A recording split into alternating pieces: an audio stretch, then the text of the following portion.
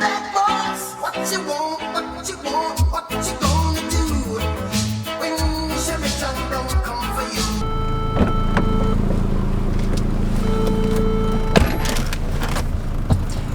What is going on, everybody? Welcome back to another video, and today we're going to be going over the top 5 things that I hate about my Focus RS. Now keep in mind, I've parted out this car multiple times, put new parts on, took old parts off.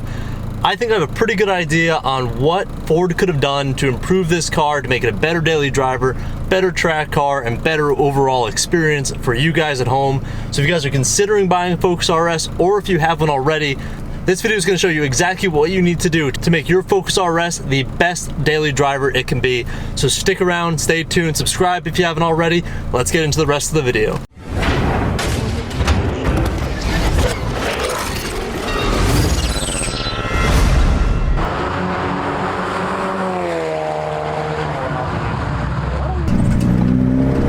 Little highway pull.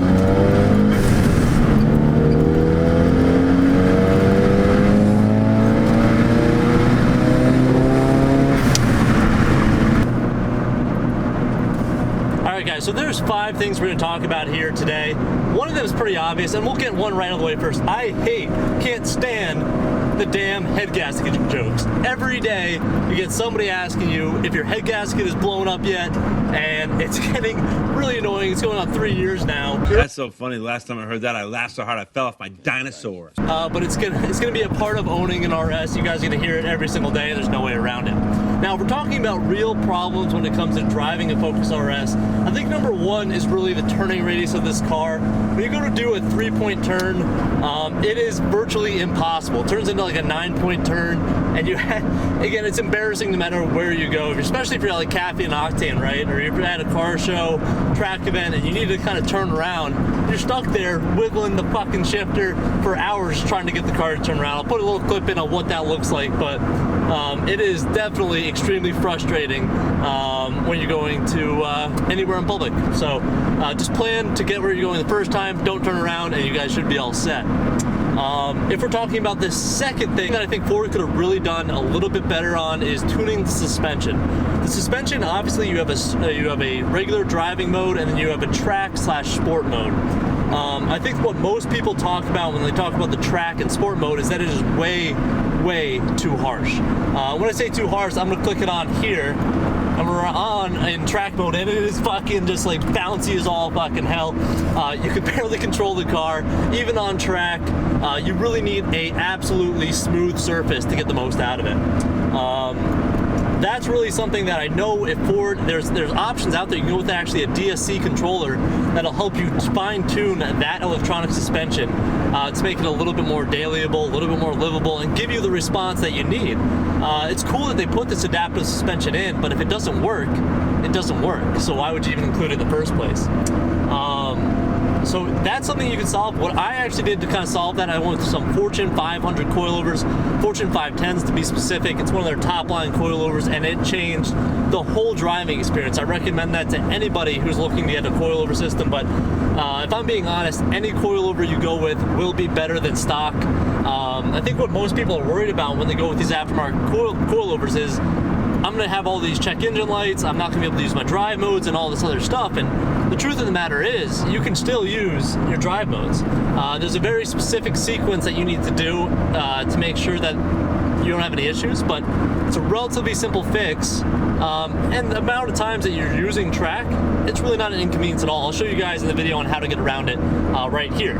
All you have to do is essentially turn off the stiff suspensions before that screen goes away, and then you have track mode with your new coilovers. It's awesome, and you don't have to spend the $500 for the DSC controller delete, so you don't have to worry about that at all. So that is number 2 on the list. I wish they would have spent a little bit more time in R&T and really fine-tune that suspension.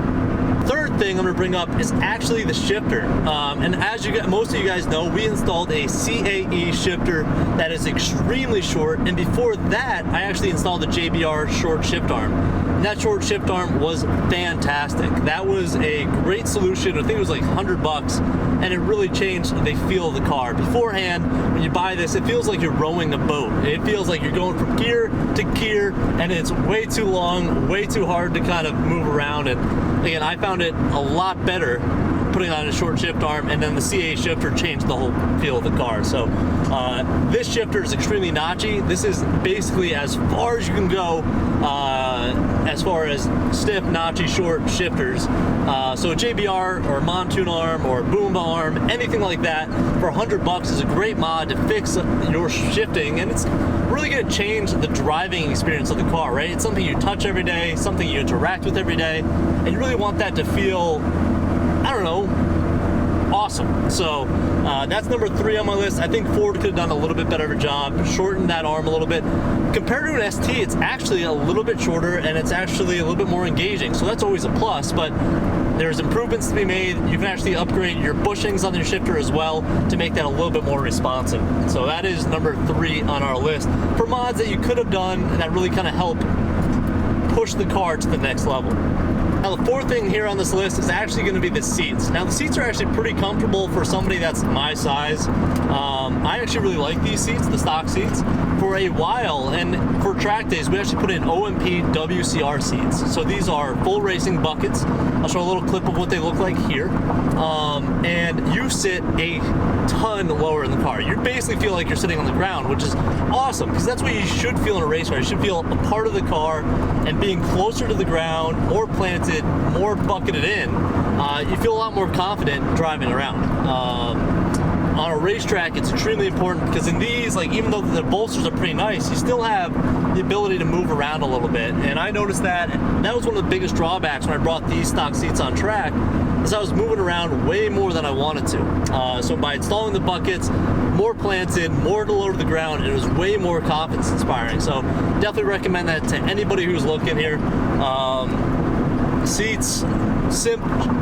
Seats are extremely an easy mod too. It's 4 bolts and the seats come right out. So definitely would recommend that, guys, if you guys think you're sitting up way too high, because when I switch back to my stock seats from my own Pete racing seats, I feel like I'm sitting like in a minivan right now, which again, I'm trading comfort for sporty. You're trading basically comfort for a sporty seating position, so you really get one or the other. These seats are extremely comfortable for what they are, so don't get me wrong there, but if you really want to feel planted in the car, pick up some aftermarket racing seats, and I promise you, it'll change up everything. You'll feel like you're in a damn race car.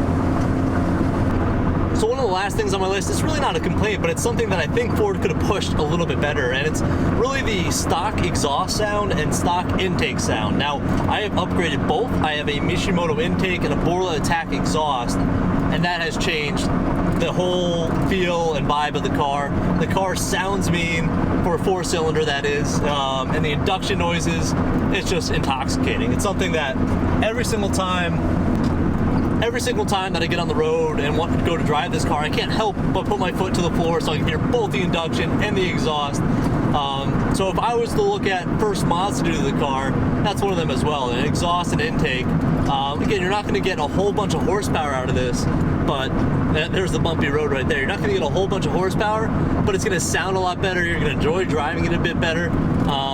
And it really adds to the whole experience of the car. So those are my top 5 things that I hate about my Focus RS. Now, do I really hate my car? Of course I don't. I love this car. We've put 50,000 miles on this Focus RS since I bought it brand new in 2016. Woo, there's some bumps right there. So we bought this brand new in 2016, and we have just been beating on it ever since. We take this car to track days. We flip the interior around depending on what we're doing with it. We've stripped it before. We've put everything back in the car. So this is a video I've been waiting to make for a long time, and I really wanted to give a full impression of what this car has been like after 50,000 miles. And again, I have parted the car out. I've taken every single part off the car. I've put it back on again, and I've done that 3 times so far. So I think I have a pretty good basis to kind of give you guys my own personal opinion on the quirks of this car.